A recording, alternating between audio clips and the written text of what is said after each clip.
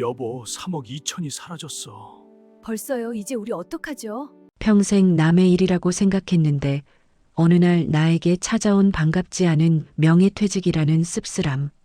3년만 버티면 정년퇴직인데. 여러분, 안녕하세요. 저는 올해 63입니다. 5년 전 대기업에서 명예퇴직할 때 받은 위로금과 지분 퇴직금이 정확히 3억 2천만 원이었습니다. 솔직히 그때만 해도 자신 있었어요. 월 300만 원씩만 쓰면 10년은 너끈히 버틸 수 있다고 계산했거든요. 그런데 지금 제 통장 잔고가 얼마인지 아십니까? 147만 원입니다. 5년 만에 3억이 거의 다 날아갔어요. 도박한 것도 아니고 사기당한 것도 아닙니다. 그냥 평범하게 살았을 뿐인데 말이죠. 여러분, 구독과 좋아요 눌러주시면 저에게 정말 큰 힘이 됩니다. 알림 설정까지 해주시면 유익한 영상 먼저 받아보실 수 있습니다. 감사합니다. 오늘 제가 공개하는 5년간의 실제 지출 내역을 보시면 정말 소름이 끼치실 겁니다. 특히 퇴직금 받으신 분들 끝까지 꼭 보세요. 이건 남의 일이 절대 아닙니다. 2020년 2월 제가 다니던 회사에서 명예퇴직 신청을 받았습니다. 31살에 들어가서 32년을 다닌 회사였어요. 그때 저는 부장 직급이었고 정년까지는 아직 3년이 남아 있었죠. 솔직히 처음엔 거절하려고 했습니다. 하지만 인사팀 차장이 찾아와서 하는 말이 이번에 안 나가면 다음엔 조건이 더 나빠질 거라고 하더라고요.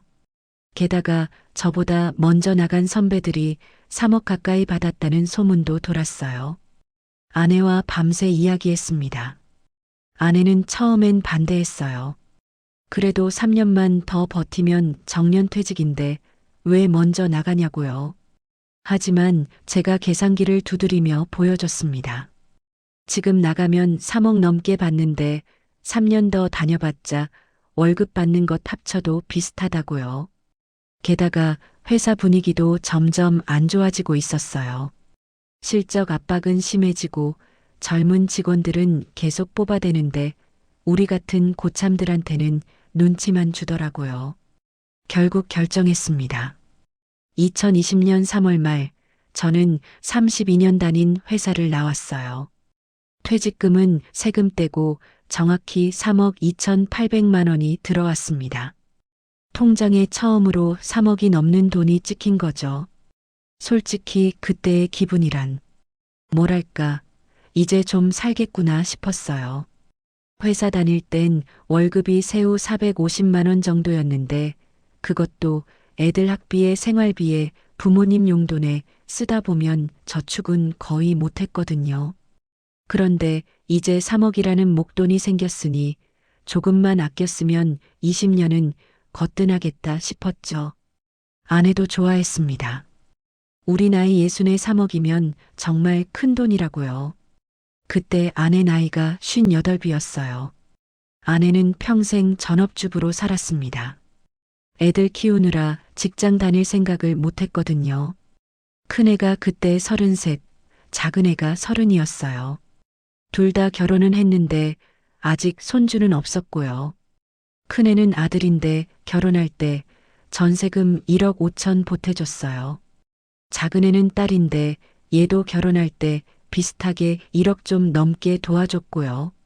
그러니까 퇴직하기 전까지 저축이라곤 거의 없었던 겁니다. 퇴직하고 나서 한 달쯤 지났을 때였어요. 아내가 그러더라고요. 당신, 우리 이참에 차 한번 바꿔볼까? 그때 타던 차가 2009년식 그랜저였거든요. 11년이나 된 차라 여기저기 고장도 나고 해서 사실 저도 마음은 있었어요. 그래서 아내 말에 솔직히 혹했죠. 3억이 있는데 차 한 대쯤이야 뭐 어때 싶었던 거예요. 그래서 갔습니다. 자동차 전시장에. 처음엔 2천만 원대 중고차만 볼 생각이었어요. 그런데 막상 가보니까 영업사원이 신차를 권하더라고요. 중고차는 AS도 불안하고 어차피 사실 거 신차 사는 게 낫다면서요. 게다가 퇴직자 할인도 해준다고 하더라고요. 결국 우리는 4,200만 원짜리 신차를 샀습니다. 아내가 그러더라고요. 당신 평생 고생했는데 이것도 못 사면 뭐 하냐고요. 저도 솔직히 기분이 좋았어요. 회사 다닐 땐 늘 낡은 차 타고 다니느라 동료들한테 창피했거든요. 계약하고 계약서 들고 집에 왔을 때 진짜 기분이 묘했습니다.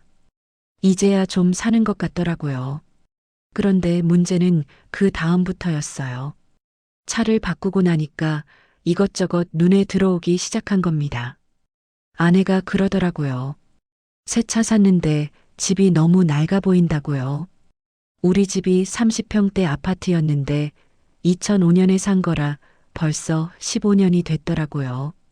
도배, 장판도 한 번도 안 갈았고 싱크대며 화장실이며 다 낡았어요. 아내 말이 맞긴 했어요. 그래서 리모델링을 하기로 했습니다.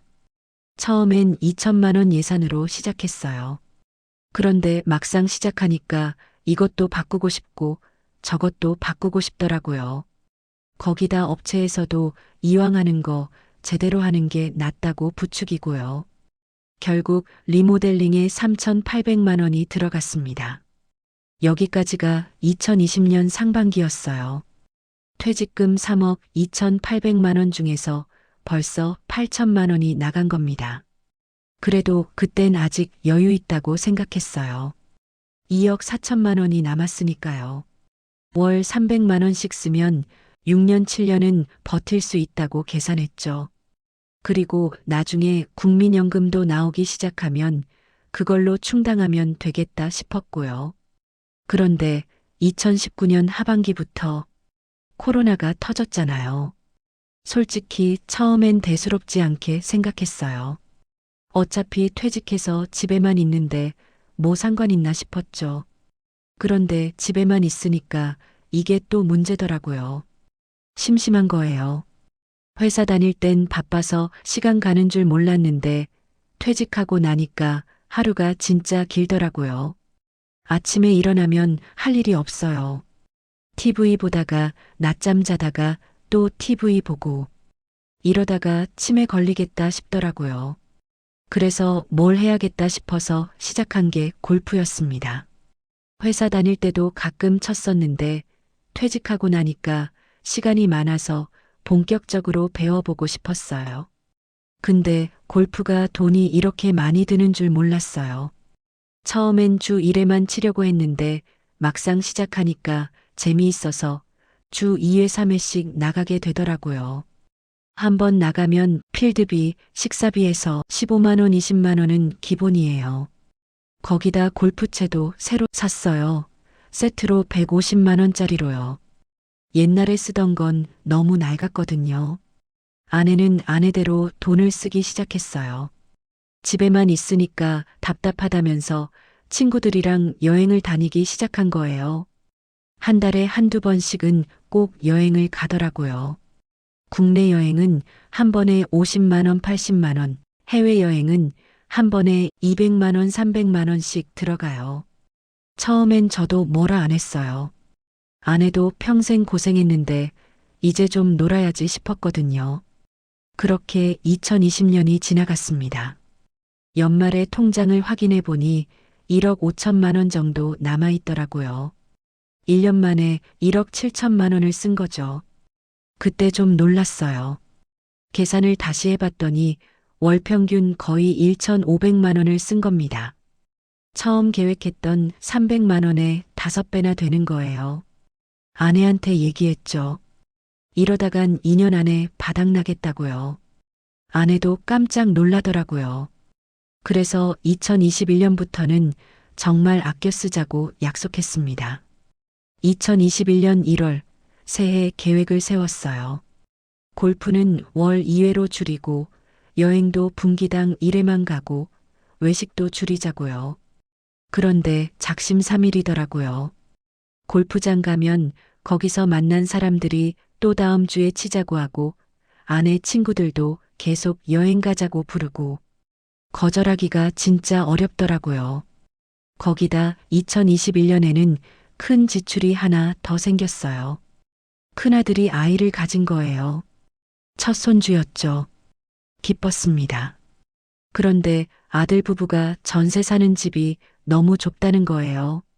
아기 낳으면 도저히 못 살 것 같다고요. 그래서 더 큰 집으로 이사 가고 싶은데 전세금이 부족하다고 하더라고요.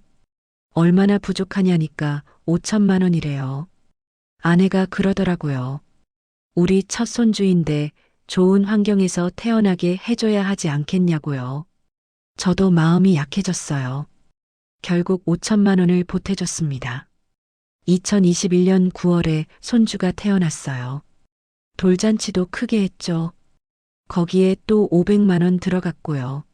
손주 보러 아들 집에 갈 때마다 뭐라도 사가야 할 것 같고 육아용품도 사주고 이것저것 하다 보니 돈이 계속 나가더라고요. 게다가 작은 딸도 임신을 했어요. 얘도 전세금이 부족하다고 해서 3천만 원을 도와줬습니다. 2021년 말 통장 잔고가 4천만 원 남았더라고요. 2년 만에 2억 8천만 원을 쓴 겁니다. 그때부터 진짜 불안해지기 시작했어요. 이러다 정말 바닥나겠구나 싶었죠. 아내한테 진지하게 얘기했습니다. 이제 정말 허리띠 졸라매야 한다고요. 아내도 심각하게 받아들였어요. 그래서 2022년부터는 정말 아끼기로 약속했습니다. 하지만 쉽지 않았어요. 이미 생활 수준이 올라가 있었거든요. 골프는 끊을 수가 없었어요. 끊으면 만나던 사람들도 안 보게 되고 그러면 진짜 할 일이 없어지는 거예요. 외식도 줄이려고 했는데 아내가 매일 집에서만 요리하기 힘들다고 하더라고요. 실제로 나이 먹으니까 요리하는 것도 힘들어 하더라고요. 그래서 외식은 계속하게 됐어요. 한 달에 외식비만 60만 원, 80만 원씩 나갔습니다. 거기다 2022년에는 건강 문제가 생겼어요. 저한테 당뇨가 왔더라고요. 회사 다닐 땐 건강검진만 받았지 별 관리를 안 했거든요. 근데 퇴직하고 나서 병원 갔더니 당뇨 수치가 높다는 거예요. 약도 먹어야 하고 정기적으로 병원도 다녀야 하고요. 한 달에 병원비가 15만 원, 20만 원씩 나갔습니다. 아내도 무릎이 안 좋아져서 정형외과 다니기 시작했어요. 주사도 맞고 물리치료도 받고 하니까 한 달에 또 20만 원씩 나가더라고요. 2022년 중반쯤 국민연금이 나오기 시작했어요. 한 달에 120만 원 정도 나왔습니다. 솔직히 생각보다 적었어요. 회사 다닐 때 월급에서 연금 많이 떼던 게 생각나는데 막상 받아보니 이것밖에 안 되더라고요. 120만 원으로는 한 달 생활비도 안 돼요. 기본 생활비만 해도 월 200만 원은 넘게 들거든요. 전기세, 가스비, 관리비, 통신비, 식비. 이것저것 하면 기본 200만 원은 나가요. 거기다 병원비, 외식비, 친구 모임비, 경조사비 등등 하면 월 300, 400만 원은 기본이에요. 2022년 말 통장 잔고가 마이너스로 돌아섰습니다. 정확히 말하면 마이너스 통장을 만든 거예요. 한도가 2천만 원이었는데 그것마저 거의 다 썼더라고요. 정말 심각해졌죠. 아내한테 솔직하게 얘기했습니다. 이제 정말 돈이 없다고요. 더 이상은 못 쓴다고요. 아내도 충격받았어요. 3억이 있었는데 3년 만에 다 없어졌다는 게 믿기지 않는다고 하더라고요. 저도 믿기지 않았어요. 어디에 이렇게 썼나 싶어서 다시 계산해 봤습니다. 차 4천만 원, 리모델링 4천만 원, 자녀 지원 8천만 원, 이것만 해도 1억 6천만 원이에요. 나머지 1억 6천만 원은 3년간 생활비로 쓴 거죠. 월 평균으로 치면 거의 450만 원씩 쓴 겁니다. 2023년부터는 정말 절약 모드로 들어갔어요. 골프는 월 1회로 줄였고 외식도 월 2, 3회로 줄였어요. 여행도 안 가기로 했고요. 그래도 돈은 계속 나갔습니다. 살다 보면 예상치 못한 지출이 생기더라고요. 차 보험료, 종합부동산세, 건강보험료. 고정비만 해도 만만치 않아요. 거기다 경조사비도 무시 못해요. 나이 먹으니까 주변에 부고 소식도 많이 들리고 친구들 자식 결혼도 많고요. 한 번 가면 10만 원, 20만 원씩 나가는데 한 달에 서너 번씩은 가게 되더라고요. 2023년 6월쯤 아내가 파트타임 일자리를 알아보기 시작했어요. 마트 계산원이나 아파트 청소 같은 거요. 제가 반대했습니다. 우리 나이에 무슨 그런 일을 하냐고요. 하지만 아내 말이 맞았어요. 안 하면 정말 굶어 죽을 판이었으니까요. 결국 아내는 아파트 단지 내 어린이집에서 보조교사로 일하기 시작했어요. 한 달에 100만 원 받았습니다. 적은 돈이지만 그나마 도움이 됐죠. 저도 뭐라도 해야겠다 싶어서 알아봤는데 마땅한 게 없더라고요.